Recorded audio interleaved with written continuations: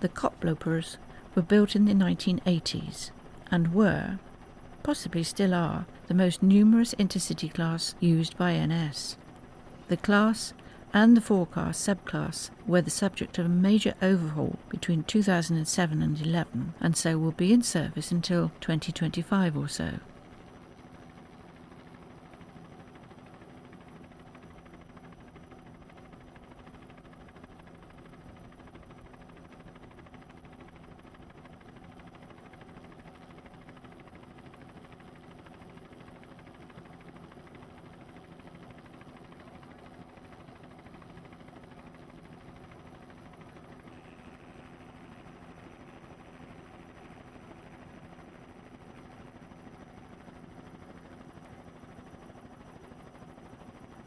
Passing over the flyover is a two-car Stadler Flirt on a county-sponsored service from Barneveld and Ede Wageningen. The flexibility of these new train sets is impressive, ranging from quite long regional runs, such as those down the Rhine in Germany, to local shuttles, as seen here.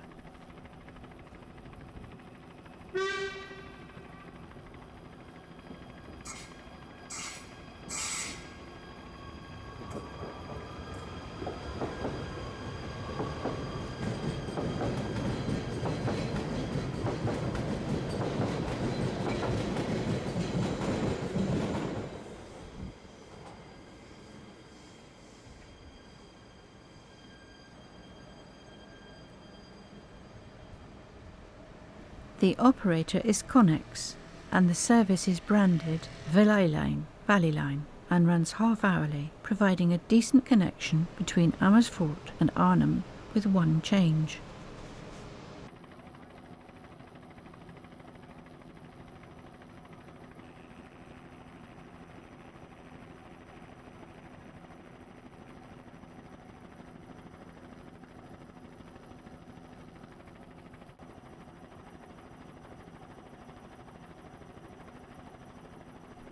At the station, the koploper joins a previously arrived sister unit from Amsterdam. The gangway connection between units is no longer used and has been plated over.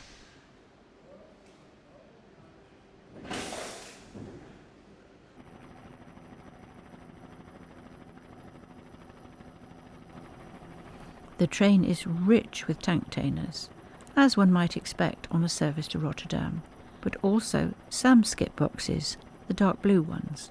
Samskip was an Icelandic company, but is now owned by Dutch-based Betuweroute, who operate out of Rotterdam.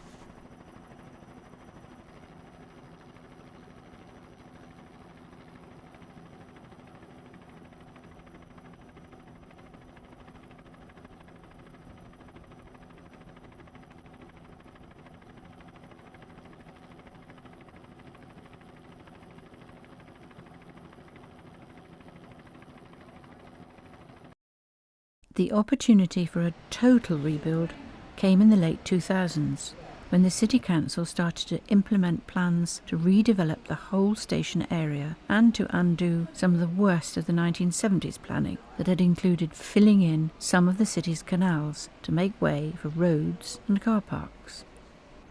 A new station plan was drawn by Bentham Crowell Architecten, who had previously designed Schiphol station and the new high-speed line over Holland Diep south of Dordrecht.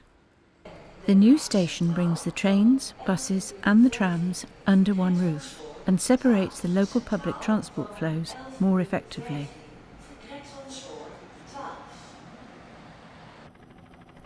The heavy coal and especially ore trains from Rotterdam were the first to take advantage of the new line. The benefit here is that the Betuweroute is a very level railway, the only real variation in height occurring when the line dips into one of the tunnels. This is an ore train, 6-axle wagons, while the coal trains use 4-axle hoppers. Next year, traction on these is due to change. The MS Class 189 will be swapped for new MS Vectrons. This change will help all concerned when the ore trains are diverted and have to face some, if mild, gradients on the classic route. One subsector that appears to be performing very well is the Europort P&O shuttles. These were recently re-equipped by Hupac with the latest generation Vascosa T5 T3000 pocket wagons that can carry either containers, swap bodies or semi-trailers. This train consists largely of semi-trailers, originating in Hull and bound for Basel, onward connection to Italy. How this traffic will be organised post-Brexit is literally anyone's guess.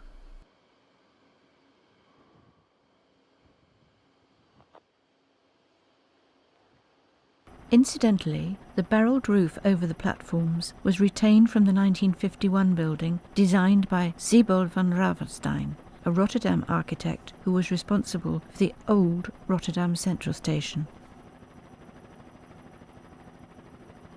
The Sprinter, one of the new Class 2200s, is on a regional express service from Amsterdam to Dordrecht.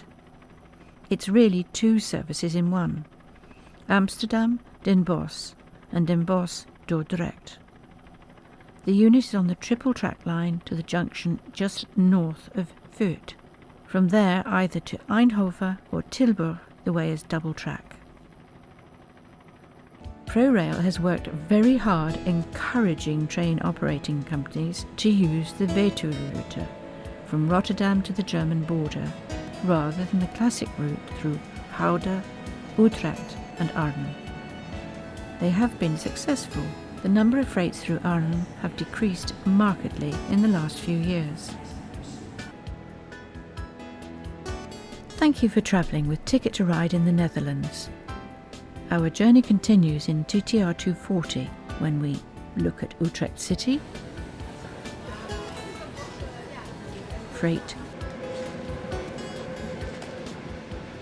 and westerly approaches, the Venlo route to Dordrecht,